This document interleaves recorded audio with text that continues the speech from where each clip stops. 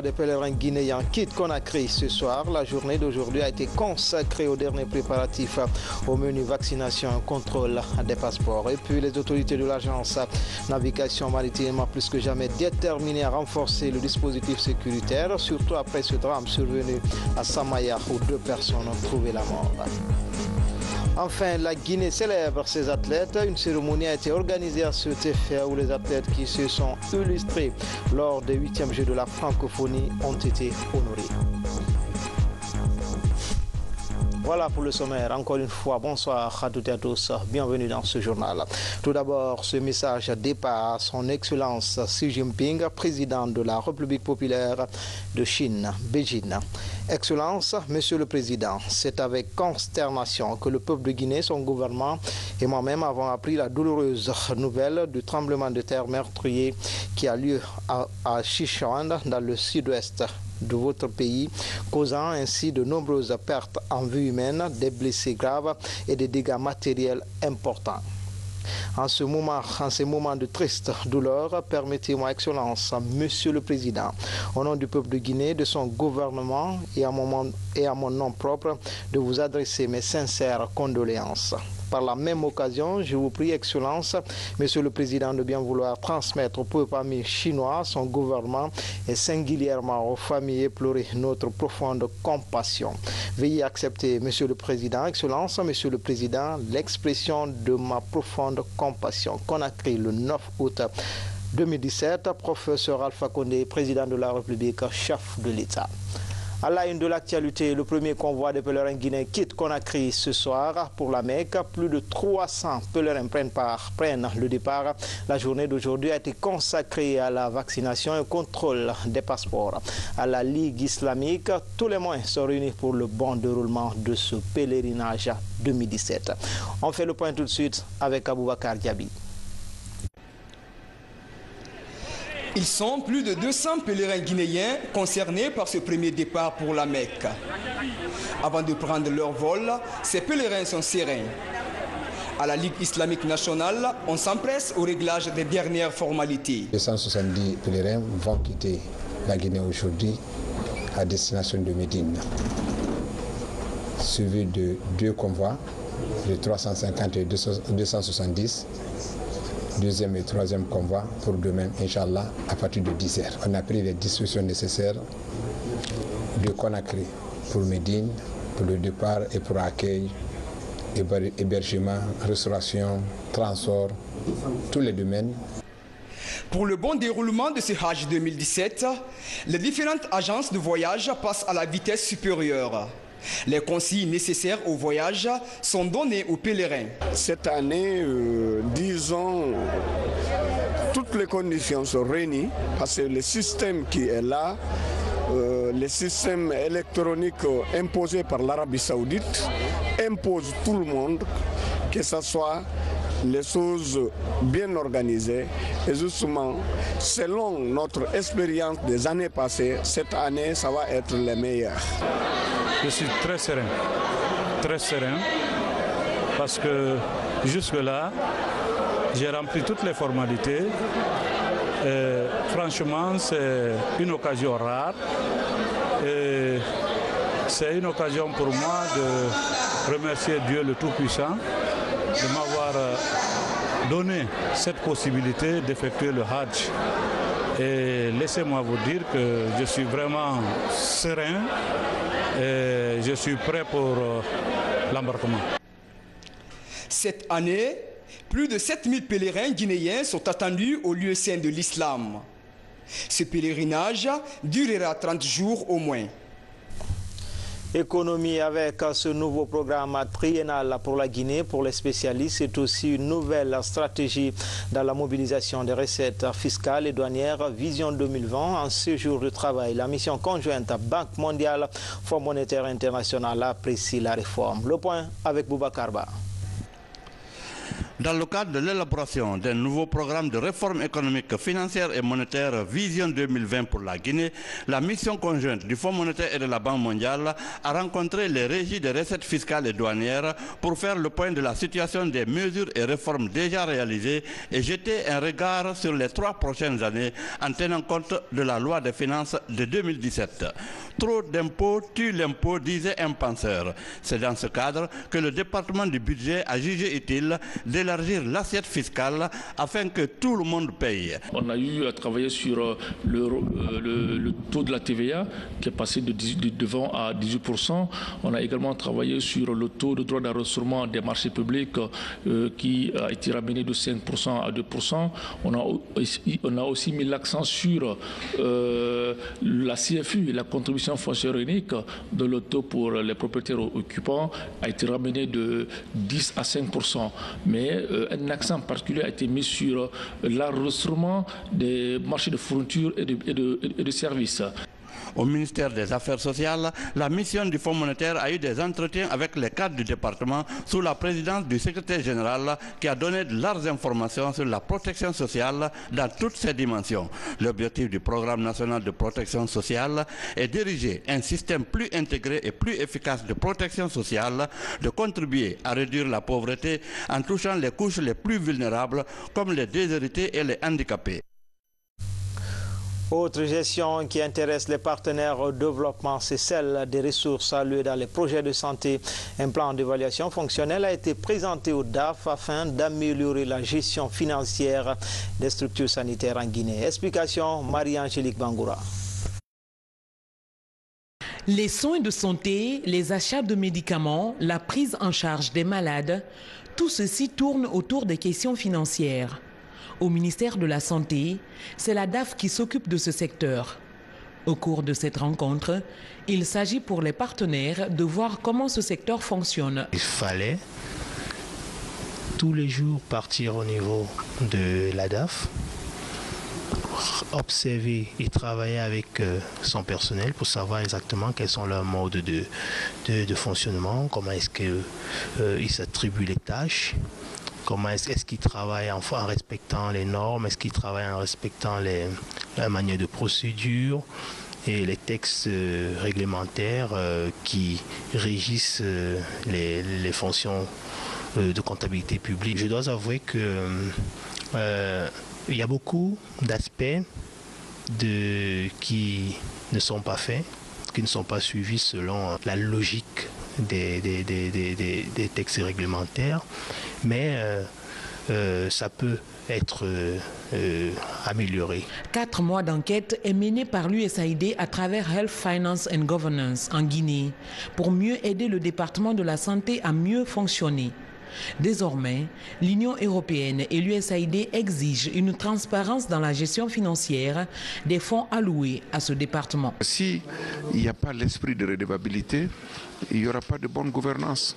Les gens reçoivent des fonds publics, ils ont l'obligation de remonter les états financiers, ils ont l'obligation de remonter les rapports financiers pour permettre aux différents ministres en charge de la gouvernance financière de dire voilà ce qui est fait. Avec la bonne gestion des fonds, les partenaires techniques et financiers estiment que le département de la santé pourrait mieux améliorer les structures sanitaires du pays et sauver plus de vies.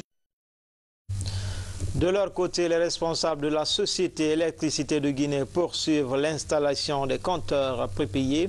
Près de 3000 compteurs sont déjà installés dans les 5 communes de Conakry. Avec ces nouveaux compteurs, le client a le choix entre le prépaiement et le post-paiement. Valérie Talimane, Tcherno Maroufba.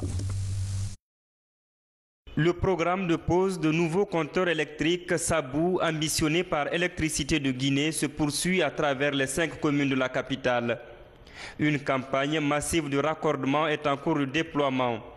Plus de 30 000 compteurs sont déjà installés et offrent désormais le choix aux clients domestiques 2 modes de paiement, le prépaiement ou le post-paiement. Ce que nous souhaitons faire, c'est qu'à chaque client, il y aura un compteur qui va être posé et raccordé au niveau de la zone ici à Conakry. Nous avons posé environ 30 000 compteurs et 10 000 sont en cours de pose Et au total, d'ici 2 semaines, nous aurons 40 000 compteurs posés qui seront raccordés en fonction des besoins des clients en termes de modalités de paiement.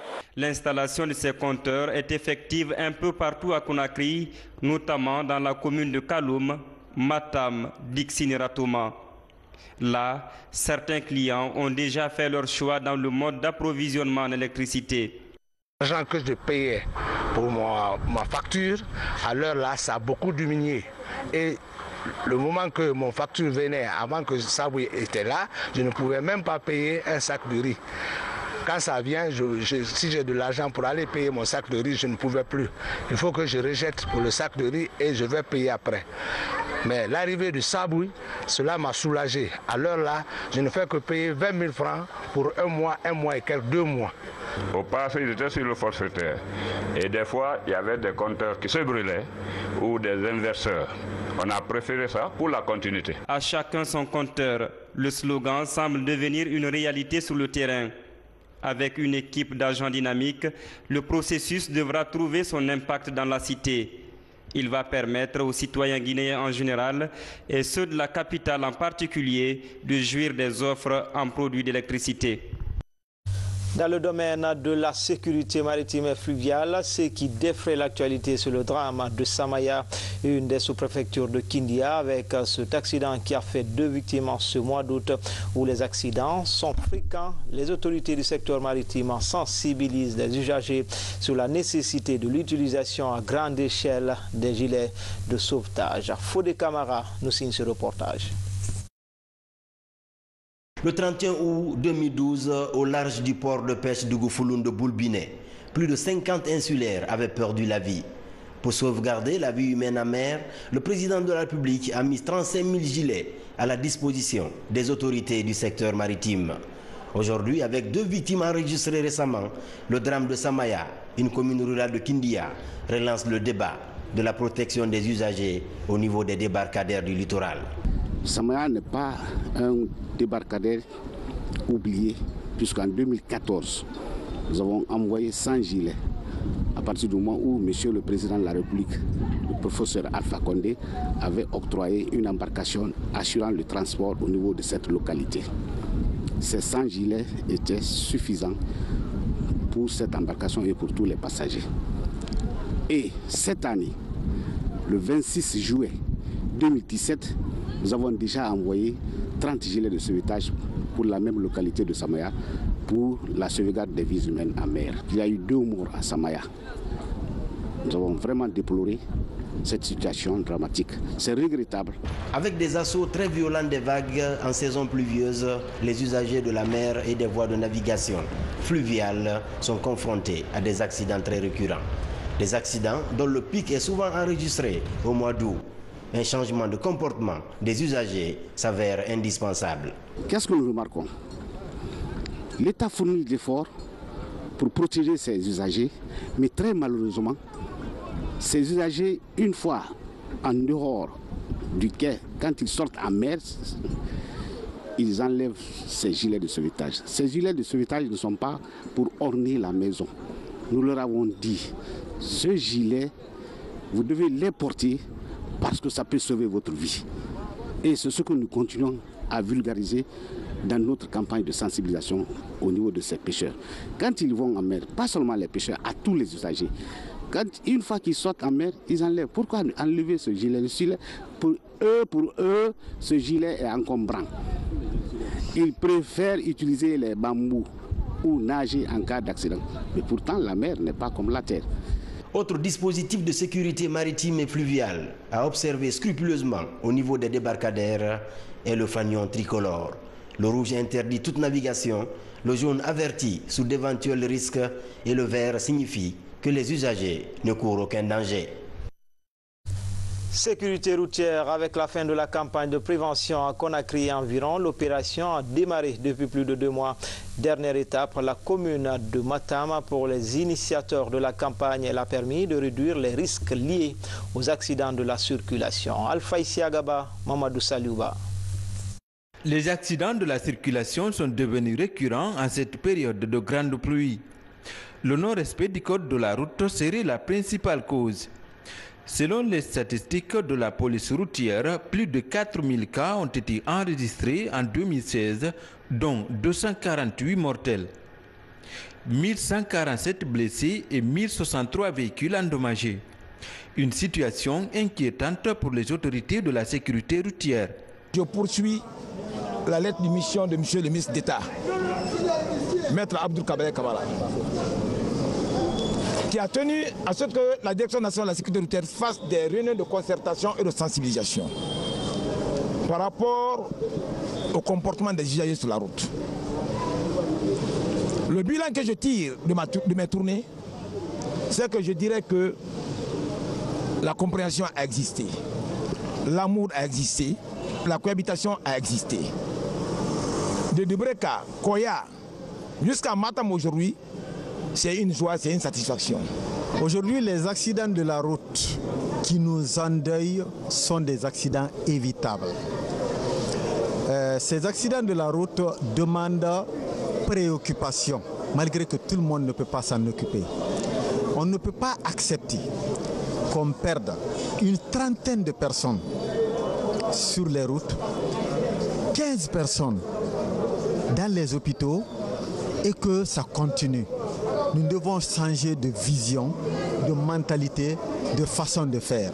Initiée par la Direction nationale de la sécurité routière, cette campagne de sensibilisation a touché toutes les communes de Conakry ainsi que celles de Koya et d'Ubreka.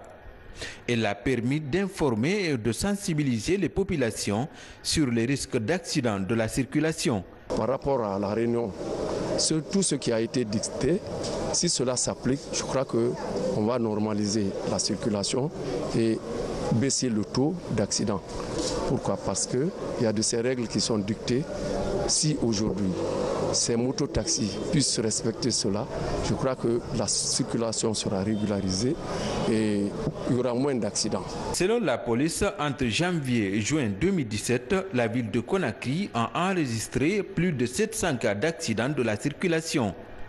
Des accidents où 40 personnes ont perdu la vie avec près de 150 blessés graves. Pour réduire ce taux, les autorités de la sécurité routière optent pour la formation des conducteurs d'engins roulants.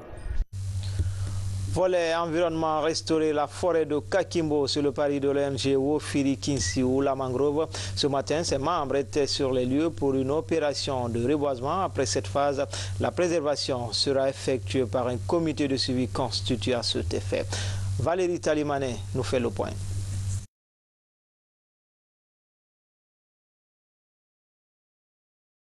Il y a quelques années encore, la superficie de la forêt sacrée de Kakimbo était de 115 hectares.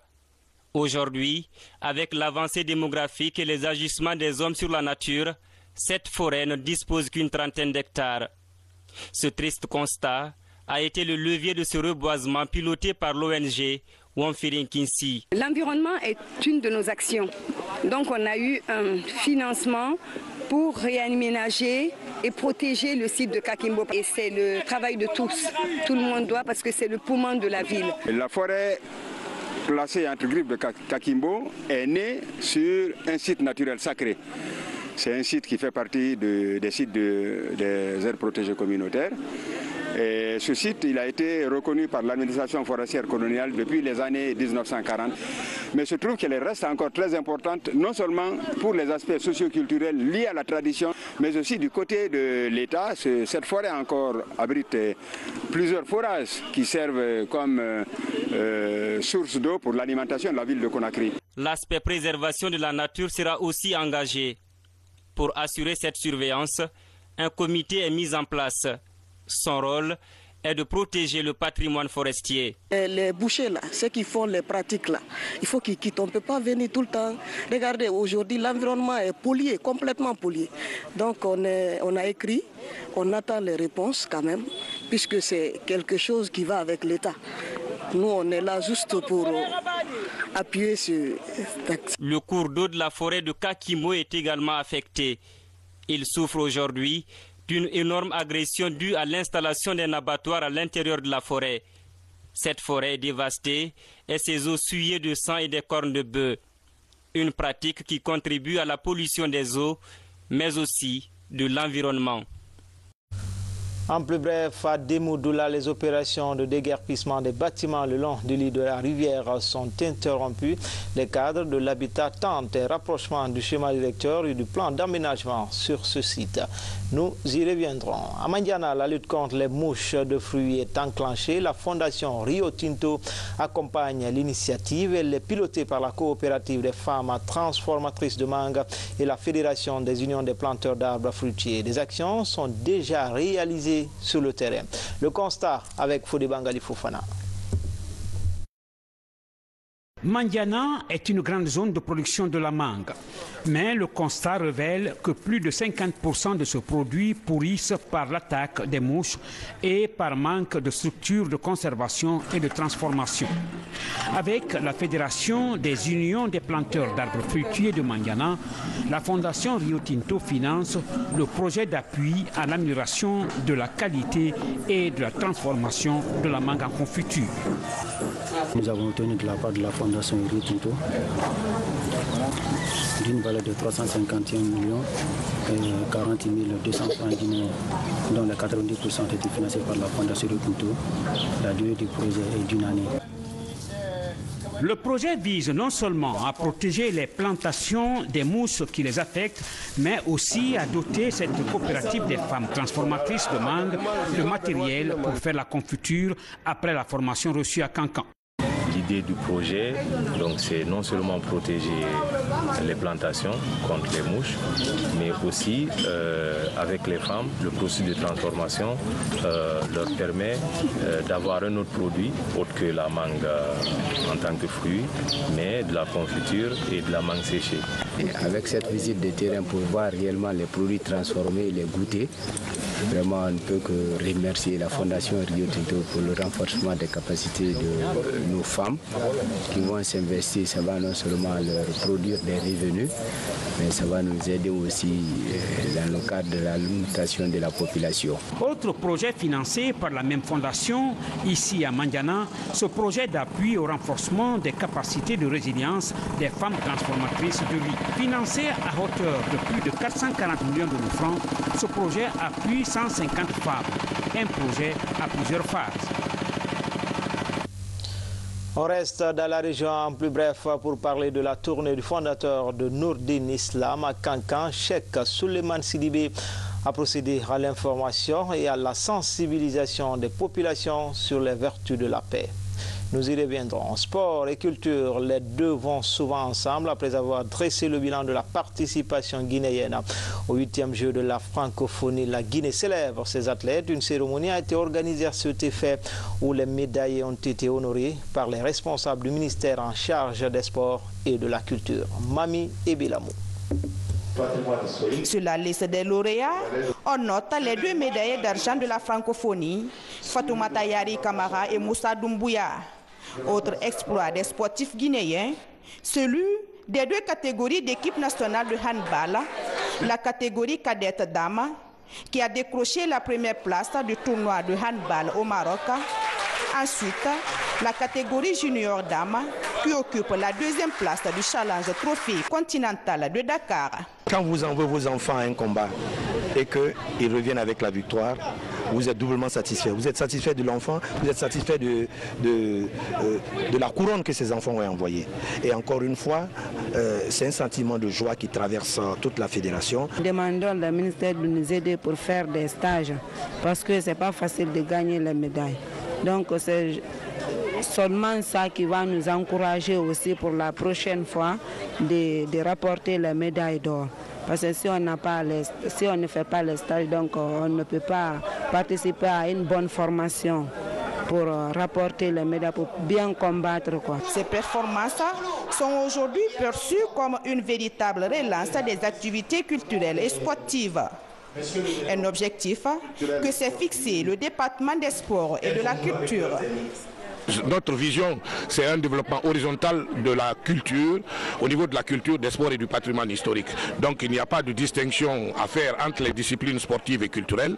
Toutes les disciplines se valent au niveau national et au niveau continental. Nous allons nous battre pour que nous puissions être présents et pas faire de la figuration lors des compétitions. C'est pour aller participer et ramener des médailles parce que nous avons des obligations de résultats. Et donc ces obligations de résultats amènent le département à mettre la pression aussi sur les fédérations sportives nationales et aux sportifs qui bénéficient, malgré les temps difficiles, du soutien inconditionnel du président de la République et de son gouvernement. Avec ces trophées, surtout les 2 médailles d'argent décrochées au 8e jeu de la francophonie, la Guinée enrichit aujourd'hui son palmarès dans les différentes compétitions africaines et internationales. On se rappelle qu'en 1994, les Balaises africaines de Guinée avaient ramené au pays une médaille d'or dans la catégorie danse traditionnelle. Enfin, en plus bref, au pays de l'Oncle Sam, des jeunes leaders guinéens ont été reçus par l'ambassadeur Mamadi Condé au nombre de 15. Ces jeunes leaders ont représenté la Guinée au compte du programme Young African Leader Initiative, Yali en abrégé. C'était tout pour ce soir. Tout le plaisir a été pour moi de vous servir. Bonne suite de programme sur les antennes de la télévision nationale. À demain, Inch'Allah.